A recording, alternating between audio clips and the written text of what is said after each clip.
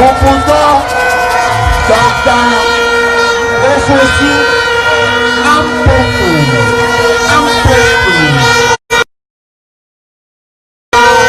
Ofosu, Ampofo.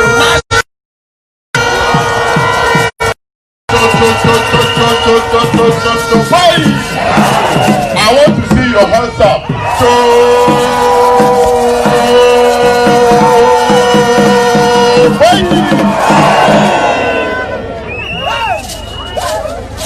I wish I could also speak the Ever language, but anytime around 2:30, my Ever language just vanished.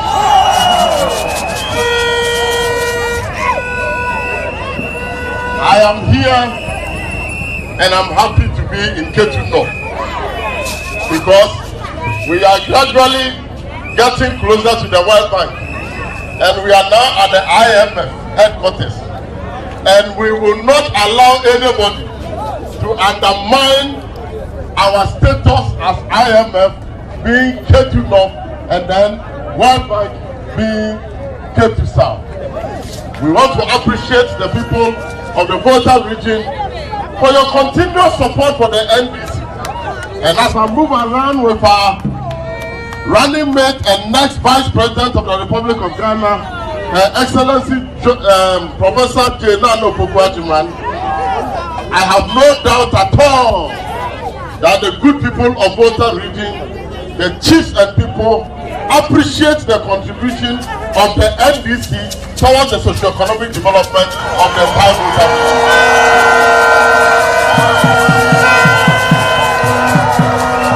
I therefore share in the challenge that Honorable Abedi has thrown to Kofi Jamasi for a public debate. And in fact, I want to add that Honorable Jamasi's wife can be the moderator of that debate. Because the track record of the NDC in the Ketu North is unprecedented. When we went to Apipa and the chiefs were speaking, they spoke the truth, nothing else but the truth. You see, sometimes our politics must unite us and not divide us. I remember very well when Professor Met was alive, may his soul rest in peace. We went to Ashanti region and we went to the Asuka constituency to commission a project. In that constituency, the member of parliament of that constituency was Honorable Kofi Juma. Professor Mills saw Kofi Juma.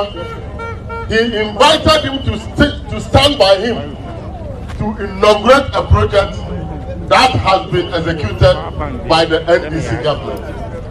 It shows that politics should not divide us. Politics must bring friendship and togetherness. Professor Mills did the same thing. When President Kufuor initiated the N1 project and President Mills came and completed it, on the commissioning of that project, he invited President Kufuor to assist him to commission the N1 project to show that after all, Ghana, we are all one. FPP and NDC, there is nothing that divides us.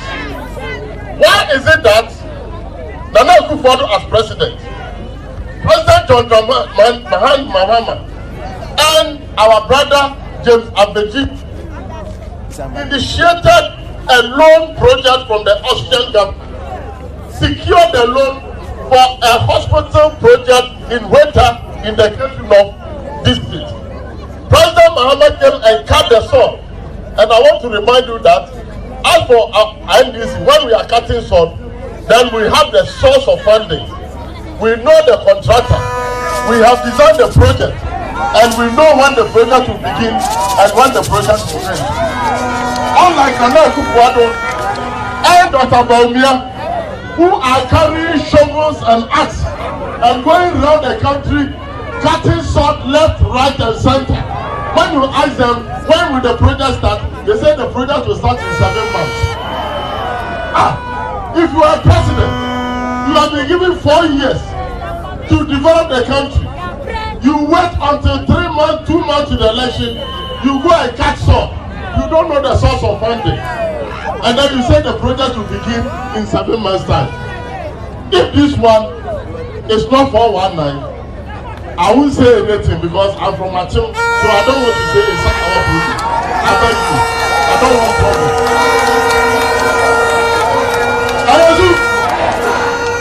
President John Dramani Mahama came and cut some for the Volta Hospital in the project. The real project. The project was completed. Nana Akufo-Addo came to commission it. Even giving credit. The Bible even said that we must give credit where credit is what? Due. He didn't give credit to President Mahama. The member of parliament who represent the people of Ketu North, through whose instrumentality this project saw the light of day, was not even invited to the commissioning project. Is Nana Akufo-Addo united us as a nation? Does he have a problem with NDC? If you have problem and you will not invite the MP, why do you come and commission a project that the NDC started? But I want to assure you, in a few weeks' time, we will have a new president. And we will have a new vice president who will work towards national unity. We will have a new president, a new vice president who will work towards national unity, reconciliation, and national cohesion. That is what Ghana needs. Ghana needs friendship. Ghana needs brotherliness. Ghana needs unity. Why should we divide ourselves because of politics? And I want to warn the people of Ketu North. Don't make any mistake. I have been in parliament before. It takes time for you to warm the backbench. Listen, the backbench. It takes time for you to warm the backbench. If you are fortunate, you are moved into the middle. But if you work hard and you distinguish yourself, you are moved into the front bench. So if you get the front bench and your MP occupies the front bench, you must congratulate your MP for working himself to the front bench. In the case of Ketu North, I wish I could speak the Ewe language so that everybody will understand. In the case of Ketu North, you have a member of parliament who has risen to become the deputy leader of the minority in parliament. Again, Honorable Dr. Abeji is the chairman of one of the most powerful committees in parliament, the Committee for Public Accounts Committee. He is also the chairman of the Public Accounts Committee. I'll be surprised if chairman of the Public Accounts Committee will use his common fund to build a private house. It can never be possible. The man himself is the policeman on the utilization of the public purse. Go and use his common fund to go and build a private residence. After all, having been in parliament for all these years, is he not capable of building his own house? Haba. Ayazuzu. So, we are just asking the MPP, 4 years of governance, come and tell us what you have done. Ketu North, do you have one district, one factory? Ketu North, do you have $1 million per constituency a year? Have you gotten it?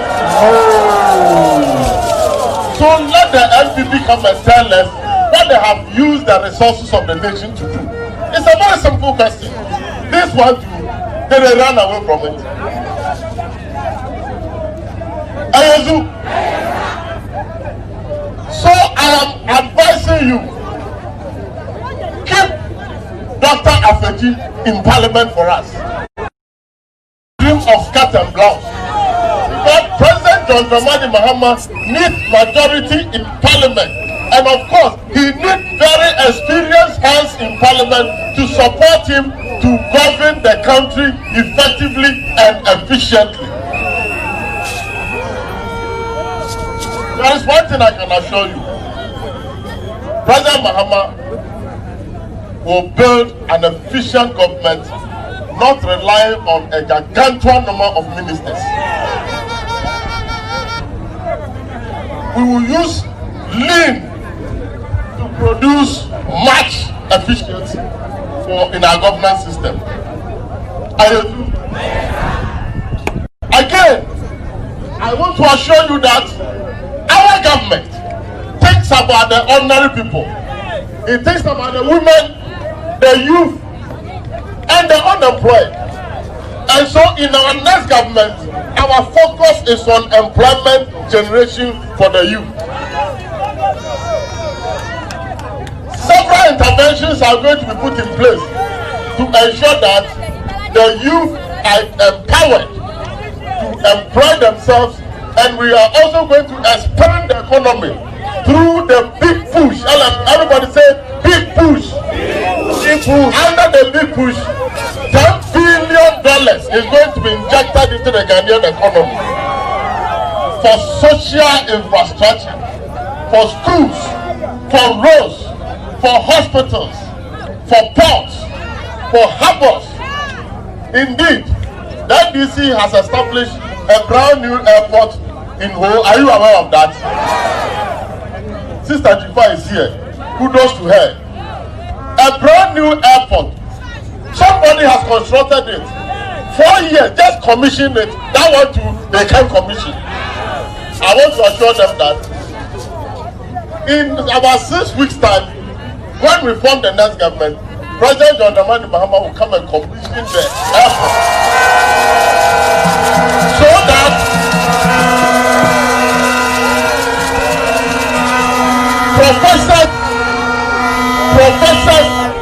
professors from the University of Naana Medical School who want to come every morning to come and teach at the University of Health and Allied Sciences can spend about 25 minutes to travel from Accra to Ho to come and teach, and then when they close, they take their plane and go back.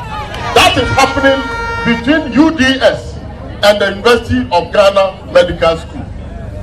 It was a strategic project to support movement of the people of the Volta region. I want to assure you that the next election is coming. Don't be intimidated. They will bring the soldiers, but they can't take your thumb away from you.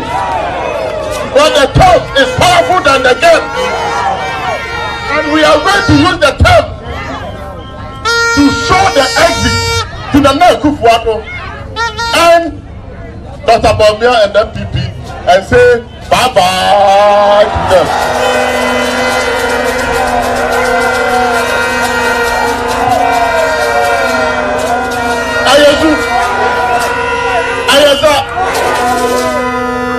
We want to go into this election in peace, and I believe that the people of Volta region are peace-loving people. We don't need soldiers to come and protect us. We don't need soldiers to come and intimidate us. They said they brought the soldiers because of COVID. Now, COVID is gone, so do we need soldiers here? So I want to empower all our people that don't take this election for granted, because it is about the destiny and the future of this country. Our NDC members, from the branch to the ward to the constituency level, embrace the retail campaign that President Mahama has launched. Let's move from house to house. Let's move from village to village. Let's move from market to market. Let's move from church to church. And let's go and preach the good news about NDC. And please, don't let anybody buy your vote. Don't let anybody buy your conscience. We in the NDC will use the money to develop the people and not to buy their votes. So if somebody brings the money because of election, take the money, chop the money, and then get strength in your hand so that on the election day you can go and exercise your locomotive power. I remember in the Western region they had a slogan called do the do, do the do. Now when I say do, then say do the two.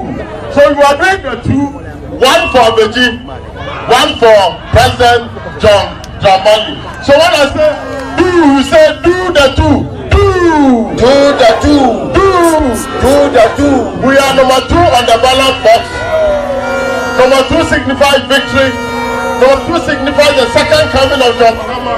And number 2 signifies progress, development, and stability. I want to thank you all. God bless you.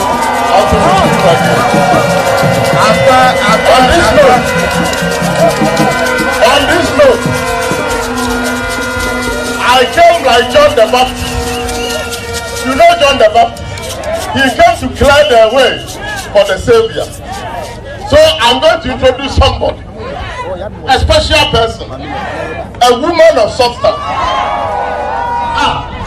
When I see a woman here, I'm very happy. Because President John Dramani Mahama has respected women. A woman who became the first vice chancellor of a public university in this country and distinguished herself creditably. She became Minister of Education and she also discharged herself creditably. She introduced the E-block concept. She elevated polytechnics to technical universities. Under her leadership, with the advice and support of President John Dramani Mahama, we were able to establish 2 universities. One, University of Health and Allied Sciences in the Volta region here. And again, University of Environment and Sustainable Development in so many in the Eastern region. This is the woman who is coming to partner His Excellency President John Dramani Mahama to bring good governance to the doorsteps of the ordinary Ghanaian. Ladies and gentlemen, with a round of applause, let's welcome the next vice president.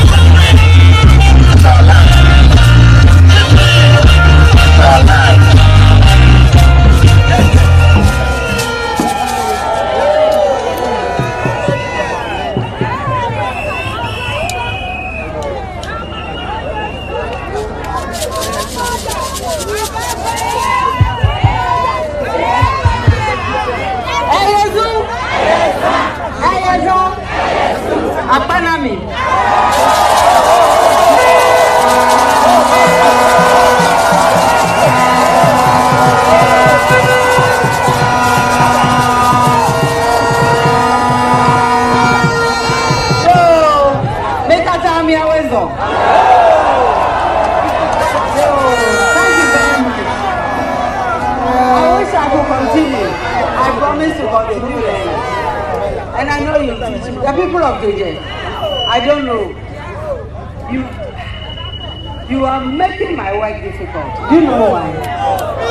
Because I've been trying to arrange the order of that have met me. And until this morning, I thought that some people had the first place. But today, you do all.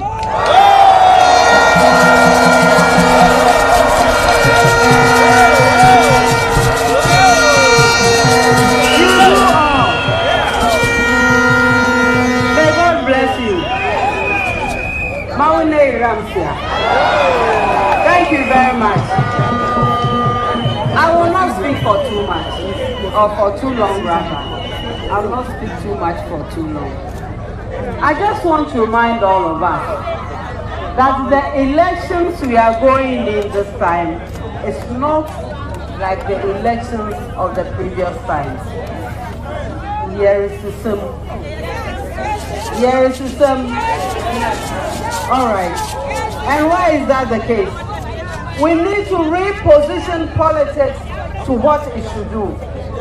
And politics is about the welfare of the people. It's about development of the people. It's about providing what removes the stresses of the people. It is not about insults. It is not about being arrogant. It is not about putting fear in people. It is not about drawing people back.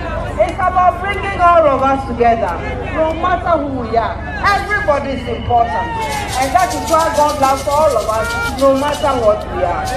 So the people are giving the power to us for us to return the power.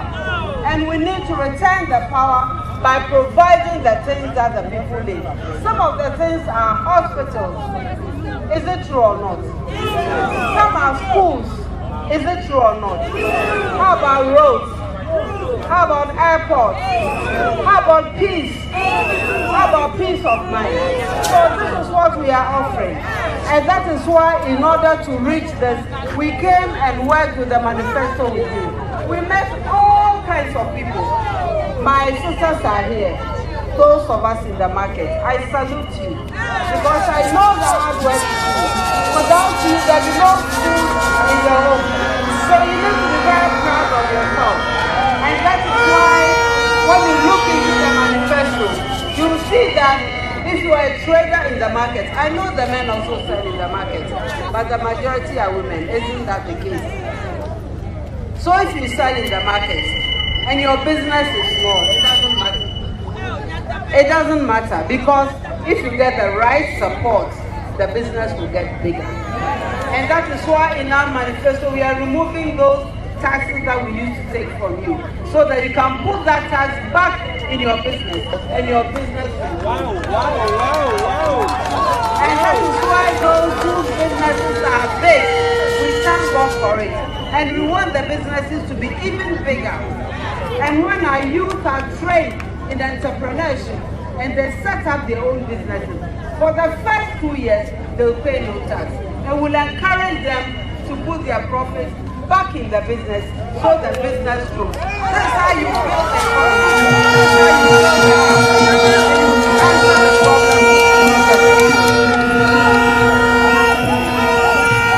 And we also shouldn't forget that there will come a time when if you even want to go to the farm or you want to go to the market, it's very natural that you've grown and you cannot do that.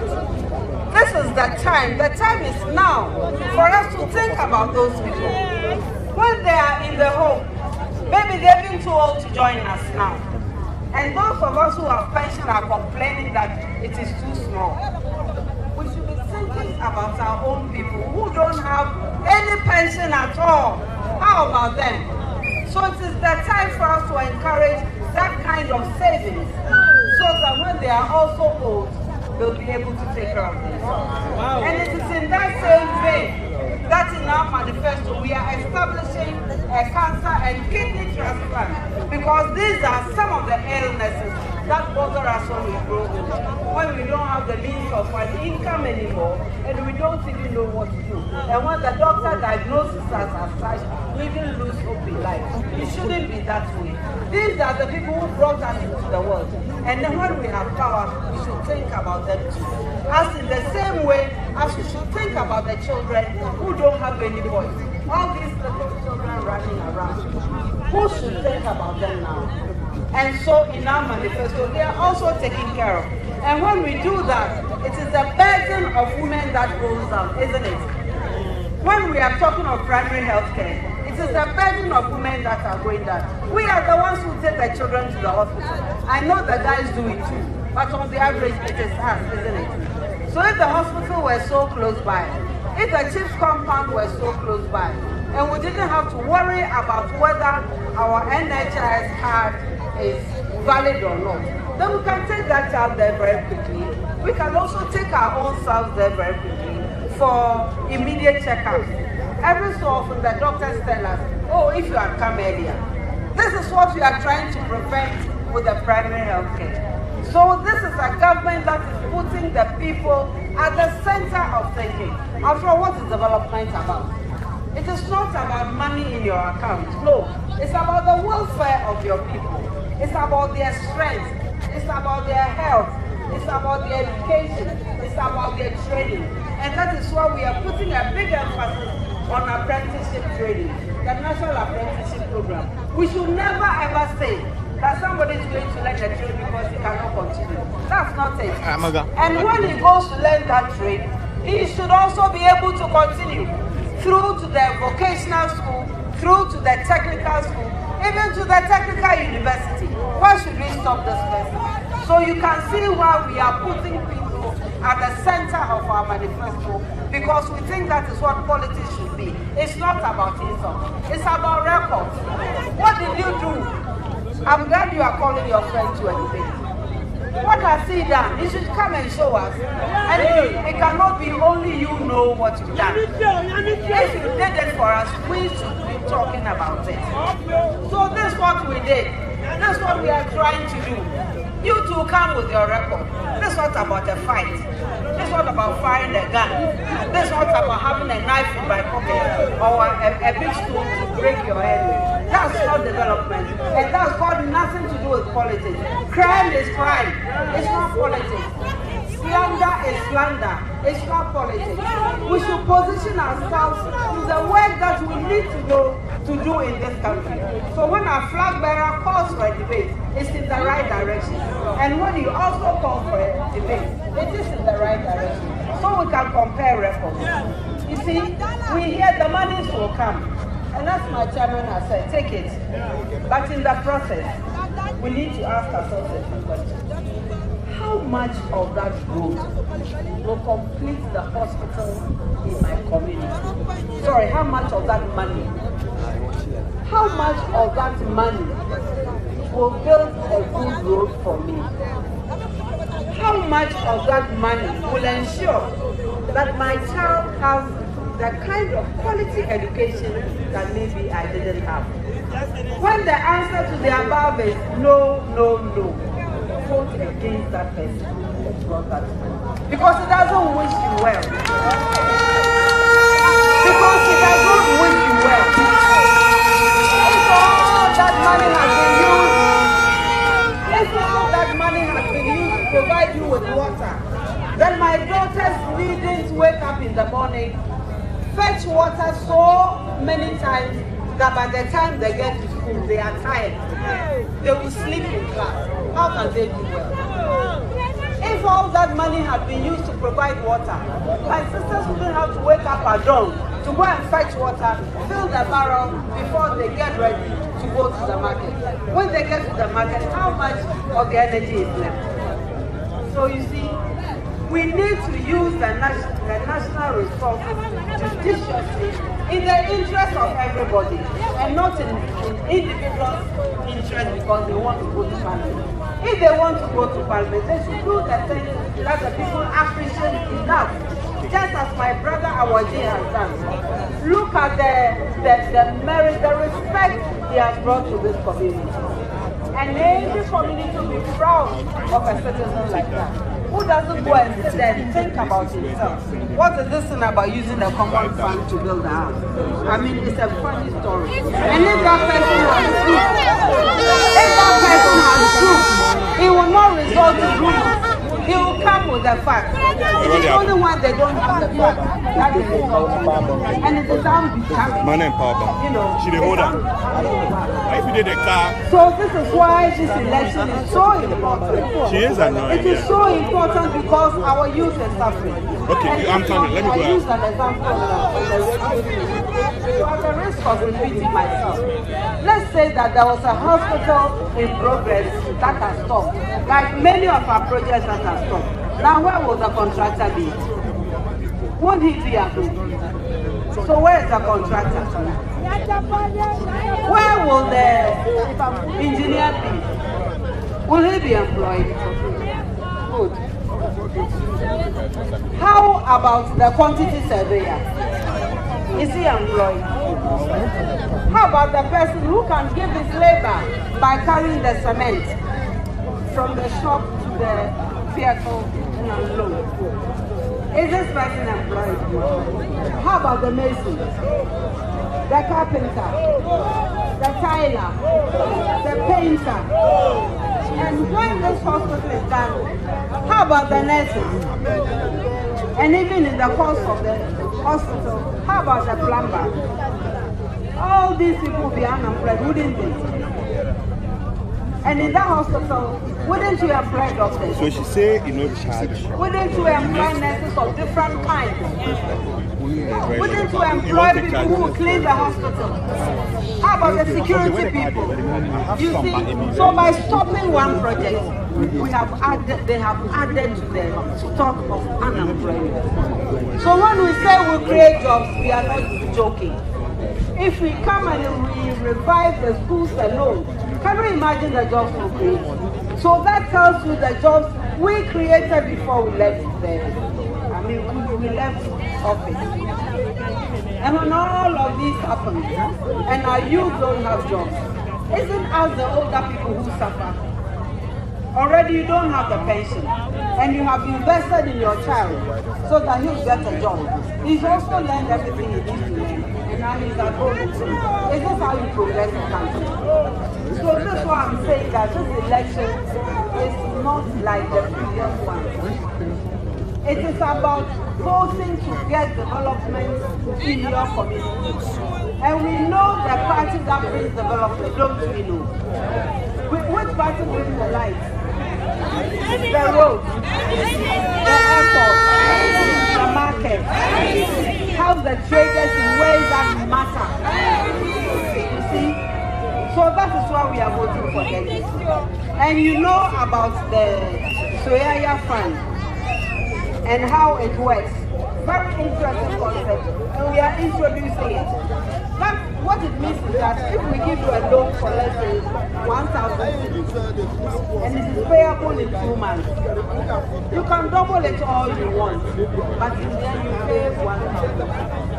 And that is how the small businesses will grow. And that is how the big businesses will also get bigger. And that is what we want to hear. The Ghanaians are taking control of their lives. The Ghanaians are providing for their needs. But we are on the road to true independence and self-actualization. So I'm not talking much. But before I end, I want to request that when you go on your knees and pray, remember to pray for His Excellency John Dramani Mahama. Remember to pray for him.